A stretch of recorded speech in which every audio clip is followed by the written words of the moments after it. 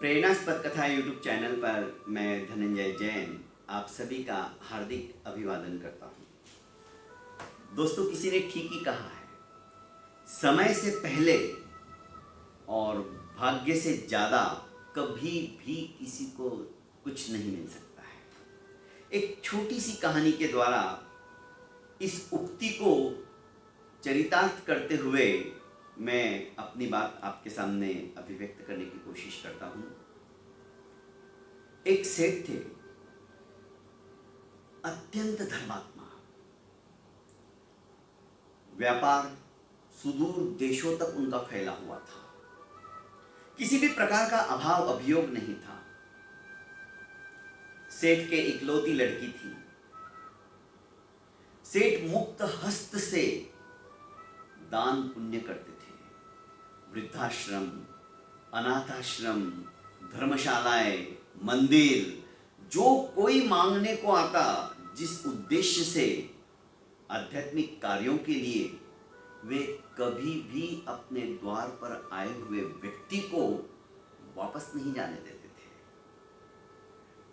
उनकी इस खासियत की वजह से, उनकी इस दया भावना की वजह से यत्र तत्र सर्वत्र उनका नाम फैल चुका था। यशोगाथाएं, उनकी कीर्ति दूर दूर तक सुनी जाती थी। किसी को भी कुछ अच्छा कार्य करना है, कुछ पुण्य का काम करना है, कुछ बड़ा निर्माण करना है, तो सबसे पहले इन सेठ जी का नाम आता था कि वहां चलो, वहां से शुरुआत करो, काम फटाफट पूरा होगा। और ऐसा होता ही था। सेठ जी को बस चिंता खाए जा रही थी तो एक ही थी कि अभी बेटी सयानी हो गई है, बड़ी हो गई है, विवाह योग्य हो चुकी है। बस इसको यदि अच्छा घर, अच्छा वर, सुसंस्कारी पति मिल जाए तो मैं तो गंगा जी नहाऊं। दोस्तों, पर जिसका उसका भाग्य रहता है। दिखने में बहुत सुंदर, बोलने में एक तरह से यूं कहूं कि बोल बच्चन, किसी को भी 2 मिनट में अपना बना ले, ऐसा हुनर रखने वाला, संपत्ति का भी कोई उसके पास पारावार नहीं, वो भी इकलौता लड़का। संयोग हुआ, दोनों का विवाह संपन्न हो गया। पर कहते ना दोस्तों, मैं कई बार अपने वक्तव्य में या अपनी बातों में बताता रहता हूं, चक्रार पंक्ति गच्छति भाग्य पंक्ति। हमारे जो भाग्य की पंक्ति है, भाग्य की जो श्रृंखला है, कभी ऊपर तो कभी नीचे, कभी नीचे तो कभी ऊपर, गाड़ी के चक्के की तरह हमारा भाग्य ऊपर नीचे होता रहता है। ये लड़का भी दुर्व्यसनों के अंदर ग्रस्त हो गया अपने यार दोस्तों के कारण से। फलस्वरूप जुआ खेलना, तरह तरह के दुर्व्यसन, धूम्रपान करना, शराब पीना, सातों कुव्यसन उसके जीवन में आ गए, ऐसा भी कह दूं तो कोई अतिशयोक्ति नहीं रहेगी। और जहां दुर्व्यसन आ जाते हैं ना दोस्तों, समझ लो हमारा बर्बादी का श्री गणेश शुरू हो जाता है। वही हुआ। लड़का धीरे धीरे धीरे अपनी समस्त संपत्ति से हाथ धो बैठा। उसके माता पिता इस सदमे को सहन नहीं कर पाए और चल बसे। अब दोनों पति पत्नी, अर्थात इस सेठ की लड़की और यह लड़का, बस ये दो ही रह गए। बड़ी मुश्किल से उनका गुजर बसाना चलने लगा। फिर भी ये लड़का नहीं सुधरा। थोड़ा बहुत कहीं से पैसा आते ही वापस जुआ खेलने बैठ जाता। सेठानी एक दिन अपने सेठ से कहती है, अपने पति से कहती है कि देखो जी, आप इतना पुण्य काम करते हो, धर्म आराधना में संलग्न होने वाले व्यक्तियों को अपने दरवाजे से खाली नहीं जाने देते हो, जमाई भी तो आपका ही है ना, थोड़ी उसकी लाइन लग जाएगी, कुछ ना कुछ उसको हेल्प कर दो। क्योंकि माँ माँ होती है दोस्तों। ऐसी विकट परिस्थिति में अपनी बेटी को रहते हुए उससे देखा नहीं जा रहा था, इसलिए बार बार जब भी समय मिलता वो सेठ जी से अपनी बात कह देती थी। सेठ कहते कि देखो भाग्यवान, सबके अपने अपने नसीब होते हैं, अभी इनके दिनमान ठीक नहीं है, तो मैं चाहे जितनी भी हेल्प कर दूं ना, कोई फायदा नहीं होगा। ऐसा कह के इसे बात टाल देते थे। पर भला माँ, उसका हृदय कैसे मानता इस बात को। एक दिन सेठ बाहर गए हुए थे और इसी बीच जवाई राजा उनके घर पे आया। सेठानी बड़ी खुश हुई, उसने सोचा चलो आज अच्छा मौका है। और उसके एक दिन पहले ही सेठानी ने सेठ को कहा था, अपने पति से कहा था कि बड़े दिन हो गए मोतीचूर के लड्डू खाए नहीं, आज एक काम करूंगी कि मैं मोतीचूर के लड्डू बनाने की तैयारी करता हूँ, आपको भी अच्छे लगते हैं, मुझे भी अच्छे लगते हैं।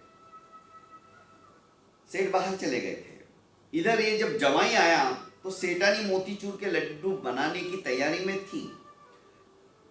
उसके मन में आया चलो अच्छा मौका है, सोने की कुछ स्वर्ण मुद्राएं उसने हर एक लड्डू के अंदर 2-2, 3-3 स्वर्ण मुद्राएं डालकर लड्डू बांध दिए।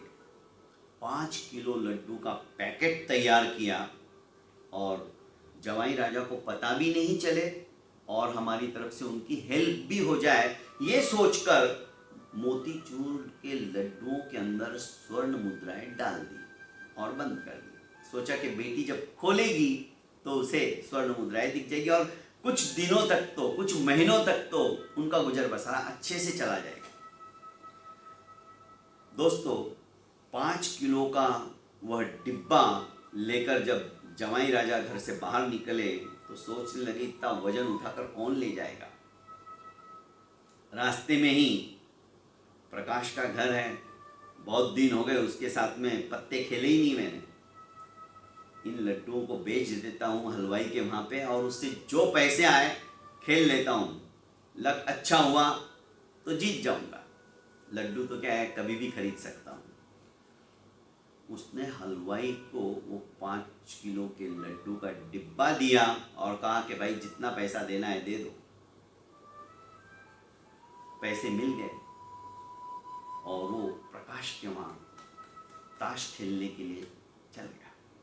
इधर सेठ जी जब वापस घर पे आ रहे थे तो सेठ जी ने सोचा कल धर्मपत्नी कह रही थी कि मोतीचूर के लड्डू खाए बहुत समय हो गया, वो बेचारी बनाएगी, मेहनत करनी पड़ेगी, रेडीमेड हलवाई की दुकान से ले लेता हूँ। उसका भी मन था खाने का और मेरे को भी सचमुच में बहुत दिन हो गए। उसने कहा कि भाई मोतीचूर के लड्डू है क्या?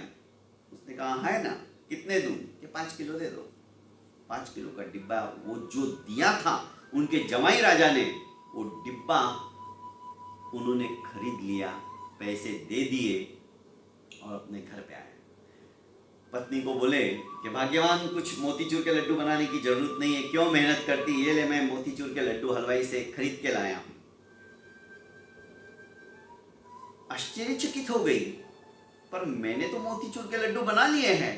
अरे मैंने आपको कल ही कहा था कि मैं बनाऊंगी और आप बाहर से बाजार से क्यों खरीद के लाए? कोई बात नहीं, आपस में इधर उधर अड़ोसी पड़ोसियों को बांट देंगे, ज्यादा हो गए तो चिंता मत कर। पर जैसे उस डिब्बे को सेठानी ने देखा, धम से नीचे बैठ गई। सेठ जी ने पूछा कि भाग्यवान हुआ क्या? सेठानी ने पूरी बात सेठ जी को निवेदन कर दी कि ऐसा ऐसा हुआ था, जवाई राजा आए थे और मैंने सोचा कि चलो हेल्प हो जाएगी। मैंने हर एक लड्डू के अंदर 2-2, 3-3 स्वर्ण मुद्राएं रख दिया और उन लड्डुओं को बांधकर 5 किलो का पैकेट तैयार करके उनको दे दिया। बेटी खोलेगी तो बड़ी खुश हो जाएगी और एक तरह से हमारी तरफ से इनकी हेल्प हो जाएगी। भाग्यवान सचमुच में माना कि तुम माँ हो। माँ का हृदय नवनीत की तरफ कोमल होता है, अपने बच्चों का दुख वो देख नहीं सकती है, पर भाग्यवान उनका भाग्य हम नहीं बदल सकते। जब तक उनका भाग्य सही नहीं होगा, समय की चिंता करो, समय आने के बाद में सब कुछ सही होने वाला है। गाड़ी के चक्के की तरह भाग्य ऊपर नीचे होता है। अभी उनके दिनमान ठीक नहीं है, मैं तुम्हें कई बार कह चुका हूं, पर आज तुम्हें एहसास हुआ ना तो उस हलवाई के भाग्य में थे ये मोहरे जो स्वर्ण मुद्राएं तुमने रखी, और ना ही हमारे जवाई राजा के भाग्य में थी। अब तो तुम मान गए ना, हमारी वस्तु हमें वापस मिल गई।